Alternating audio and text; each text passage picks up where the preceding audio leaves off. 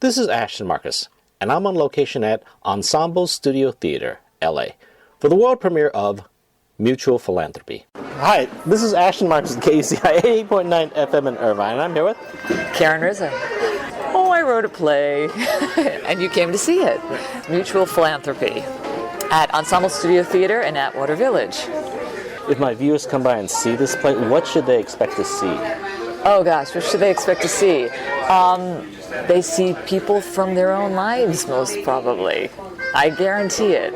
Anyone who has a kid or anyone who's been in Los Angeles for any length of time, or anyone who's been in a volunteer situation, I think people will just see people they know. So question, why did you decide to write this play anyway?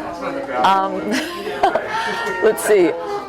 Because I have kids, and my husband and I were discussing one night after going to a party where we were at this a party, or I don't know, I guess it was through the elementary school, and we had been privy to a conversation. It was sort of a can you top this kind of conversation, and we got home and we did this game, sort of what if, and we came up with a really funny idea about what if these two couples got into like a wrestling match or boxing, and the stage opened up and then it gave way and they wrestled, and then and we laughed, and then after a while I went away and I thought about it, and I realized that there was actually something a little more substantial there, that there was a play about this disparity in wealth and how people can live next to each other and there be such a difference in their financial situation. But they're brought together because of the neighborhood, because of their kids being at the same school, What I took from this actually described what people's purpose in life was. That's what I got from the play. Because the wealthy person, his purpose in life was to succeed. Someone else's purpose in life was to survive. Someone else's purpose in life was to create. That's what I got from it. Oh, I love that. No, that's part of it. That's absolutely part of it. We all have different callings, but ultimately, we want. We want some degree of success, and we also want happiness. So what people go after, it is different. But ultimately, in the end, you're right. They want some fulfillment. They want some happiness. They want some degree of prosperity, for lack of a better word. They call it a dirty word in the play, but it's not a terrible word. It's something that we all sort of would like a bit of. But you're right. You're right. Everyone wants, wants something different. What I also got from is your purpose in life dictates your worldview. It dictates who you are. It almost creates like an aura around you that affects other people just by getting near a person. The positive attitude, the negative attitude, the judgmental, the criticism, just this communication you have between people that's nonverbal, that affects too, and I saw that also here too. Yes, I'm so glad you did. Then I succeeded. You just told me I succeeded, so that's good. Thank you. Okay, well, my review of this thing, I enjoyed it very much. I thought it was very intellectual. It wasn't a show tune you were humming to. It was actually something that really dug deep in your brain. Am I correct? Yeah, I hope it resonates, on some level with either the struggle or the humor. I hope you laughed too. Did you laugh? You did? Okay, good. That's a good thing, because it's so, we go through life. You go from happy to sad in about 5 seconds here, depending on the phone call you've gotten, depending on what the traffic is like, depending on who you're having dinner with. So good. I'm glad it resonated in that way. Awesome. Very glad I talked to you. I really enjoyed this conversation. Thank you. I did too. Oh, once again, I really enjoyed the play. Thank you very much for being on the show. Thank you so much for having me. I appreciate it. Hi, my name is Asha Marcus. I'm with KUCI 88.9 FM in Irvine. I'm here with... I'm Dan Bonnell. I'm the director of this project. It's called Mutual Philanthropy. So what drew you to this piece? It's smart, it's funny, it's dangerous, it's about Los Angeles, and it's about art and money and sex. So question, if my viewers came by and saw this piece, what should they expect to see? A lot of people that they know here in Los Angeles. It's about the duality of class and an upper echelon couple, and a younger kind of emerging artistic couple, and I think they'll recognize a lot of their friends. I love the dynamics between the actors. There was kind of a mix between different world views, how they dealt when they collaborate, and each actor played their part so well. It's like there's some unspoken communication, nonverbal communication that is really hard to do, and they managed to do it very well. Yeah, it's all about relationship, and we talked a lot about that in the rehearsal, and I like to focus on that unspoken communication that's going on with people on stage, especially in an intimate setting like this, because a lot of that nuance, a lot of the very subtle looks, the little twinkles between people can really help to flesh out the story. Also, I noticed there's almost like a tone, a singing, like a meter to their voices. Like each one is singing a different tune. We also talked a lot about the music. This is like a jazz quartet, and each of the actors, each of the characters is a different instrument, and we focused. I didn't talk to them logically about that, but I was conscious of it, and really trying to put an intention on who's got the rhythm section here, who's playing the solo, and just really help kind of, focusing the entire event musically. So, your hardest job as a director is casting. What do you look for in your casting? Somebody that can listen, somebody that can have truth in what they say, and somebody that has emotional range. Okay. Well, my review of the piece, first of all, I love the piece. The story was fantastic. It was really intellectually challenging, exposed a lot, but the direction was fantastic. Because I love the people you chose. I love the way they performed it. Because I noticed basically the nonverbal communication. I noticed the meter, and that's Well, first of all, I'm glad it was intentional. This was just beautiful. Thank you so much. I really appreciate it. I'm glad you came. Okay, great. Once again, I really enjoyed myself. Thank you very much for being on the show. Thank you. Hi, my name is Asha Marzano with KUCI, 88.9 FM in Irvine, and I'm here with James McDonald. I'm from Wisconsin originally, and I went to New York. I went to Circle and Square acting school a long time ago. And so I was in New York 10 years, and then I've been out here for quite a while, and try to do a little bit of everything, do a little TV, film, and plays, especially when my wife writes them.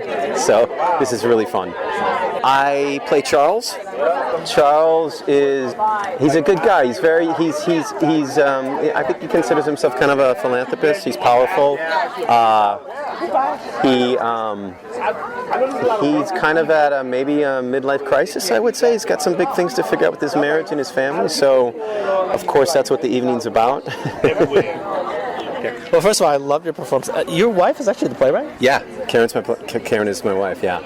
She didn't take my last name. She was. I met her when she was Rizzo, and she's like, "I'm going to stick with Rizzo. It's done me well." So she's Karen Rizzo, and I'm James McDonald. There might have been a little nepotism in that, but basically, you were perfect for the role. I don't know if you got it just because you're her husband, but you are fantastic in that role. Thank you. Well, we got to we collaborate on stuff. We write stuff together. So I got to work on this play in all incarnations. So I've been working on it for a couple of years. So with different casts and different readings. So I was fortunate enough to have that background, and really we were ready to go. By the time we got this cast, we were just so excited that we had the opportunity to do this here. And EST is such a wonderful theater, and we're just really grateful that we're getting to do it. I'm not sure if I liked your character or not. Because first of all, he's very wealthy, an investment banker, a one percenter. Now, granted, I know because I work a lot in the arts that we need people like that to support the arts. But in all honesty, if you're any really good, and I like to think I'm good, I've been blacklisted from a couple of big theaters just because I worked outside the bounds. Oh, okay. I got my own interviews basically. I didn't go through the publicist, and I got blacklisted. And it's because of people like that who's just no, you have to come through corporate stuff. You know what I mean? Yeah, I do. Yeah, I mean, I'm always for the little guy, the outsider, myself personally, and that's why it's fun to play this guy, because I would never. I usually don't play this type of character. So for me, I got to stretch my kind of abilities and play someone who's very different than me, because I have been a struggling artist. I'm more like Lee in the play, so to get to play Charles has been a blast. Yeah. Well, you were perfect. I loved your character. You were spot on. I thought you were fantastic. Thank you very much for being on the show. Oh, pleasure. Come see our theater again, or our play. Hi, my name is Asha Marzano with KUCI 88.9 FM in Irvine. I'm here with Paige Lindsay White. I'm an MFA grad from UCLA. I played Liza Doolittle in the Pasadena Playhouse's production of Pygmalion, and I was recently at South Coast Rec in Abundance, and I will be understudying at the Amundsen for A View from the Bridge. I love your performance. I thought you were fantastic. Thank you so much. It's so sweet of you. Thank you. Yeah, because first of all, you stepped right in your character, and I thought, I get that. I get that. That was done so well. Thank you. I feel like she's one of those aggressively positive people that she is going to make the situation happy and pleasant for everyone, no matter what. And so it's a really fun challenge to do that, no matter how uncomfortable the situation gets. She is determined to make it good, as short-sighted as she is. And what was the name of your character again? Michelle. Actually, I hear that you're actually going to be leaving the show to do something else. I am. I open it today and I close it tomorrow. So I get a total of 4 performances. Yeah.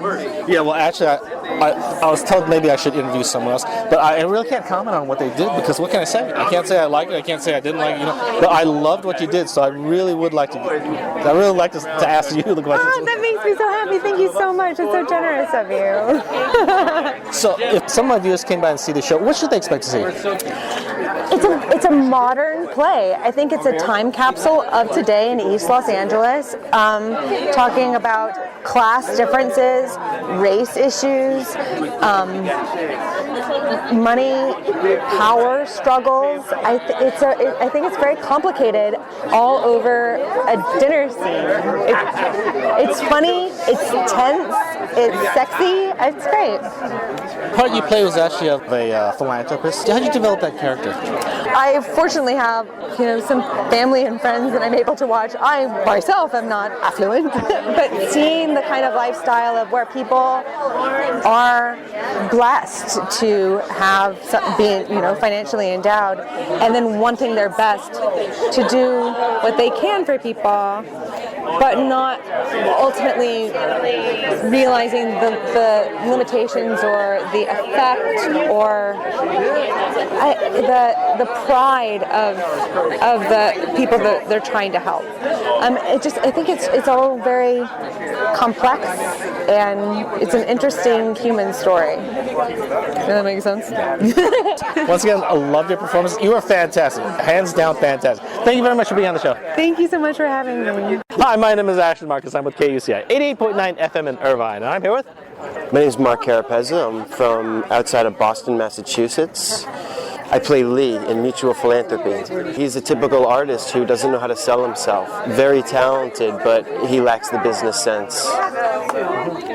I really love this piece. I thought it was fantastic. Well, thank you very much. First of all, I thought the writing was very smart, because again, it deals with almost like you're going through a psychology session, and people are just spilling their guts. Yeah, well, it helps because we drink a lot of scotch in the play. So it starts off tame and gradually gets, undone, and the truth starts to come out, and by the end, we're at each other's throats. So it is good commentary on today and on different views. Also like your part because you were an artist. And again, it kind of tells you a little bit about artists and the way they grow from a starving artist to actually a pretty successful artist. And you kind of expose yourself a little bit to that. When I first told somebody that I was an artist, it was very hard to do. And at the same time, once I said it that first time, it was very freeing. Kind of like the first time you say I love you to somebody, it's really hard, but then all of a sudden, you get that confidence, and being able to say that you're an artist is a huge, huge step. It really helped me a lot personally, because basically, you take a look at my show. I started a couple of years ago.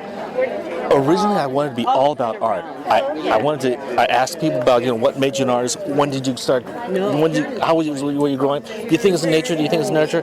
But things have changed for me because I've gotten more successful, and I've realized now that I'm actually appealing to some powerful people. I'm thinking, what would these people want me to say? You know what I mean? So this kind of brought something to me that I really liked. Yeah, it's interesting that you say that because success is addicting, and the true artists, I do believe, stick to themselves and stick to their own vision. But once you find out what people like, then you're like, oh, maybe I should do a little bit more of that.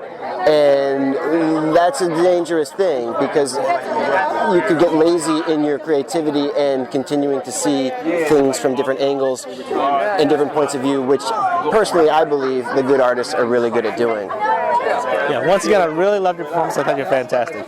Thank you so much. Thank you very much for being on the show. You're welcome. Mutual Philanthropy will be playing at Ensemble Studio Theater, LA, from August 27th to September 25th. For more information, go to www.facebook.com/mutualphilanthropy.